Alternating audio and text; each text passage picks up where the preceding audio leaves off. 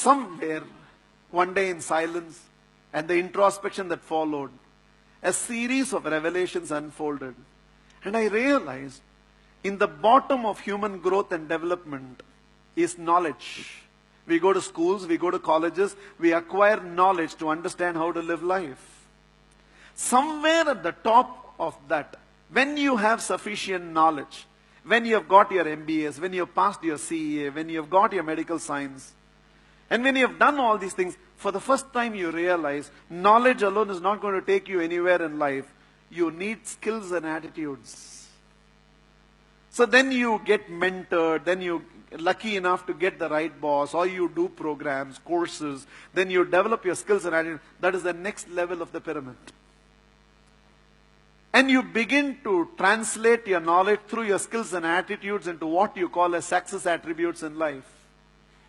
But all these skills and attitudes work when you are not challenged too much in life. All this positive attitude, you got to believe you can do it, and I'm always positive, I know I can. All these things work when ordinary challenges come.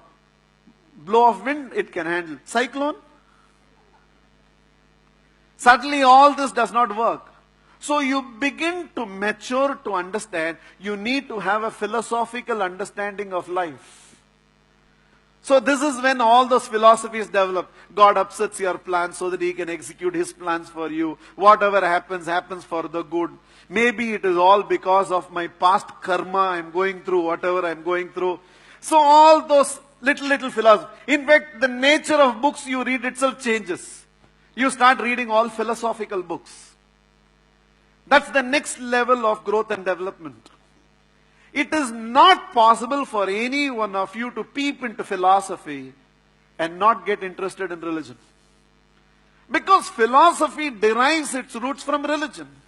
So every one of you who have put your head into philosophy, whoever is there, some of you are at the level of knowledge, some of you are at the level of skills and attitude, some of you are at the level of philosophy, and some of you by now is beginning to take Bible, which was always there in the shelf, and trying to find out what's there. Suddenly you don't miss a single discourse on Ramayana or Mahabharata because you want to understand what your religion is talking about, the philosophy of living your life. For the first time you want to again understand the in-depth explanation of what is there in the Jain Dharma and how is life explained through this. You just get drawn into trying to understand what religion is. It is not possible to peep into religion without trying to understand God. Because the central pivot of religion is God.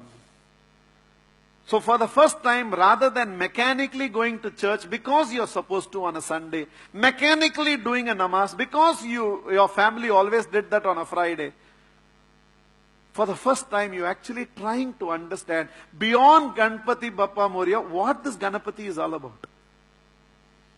You understand it is not just about dancing for those few days and immersing Him. You want to understand what the source of faith is all about. See?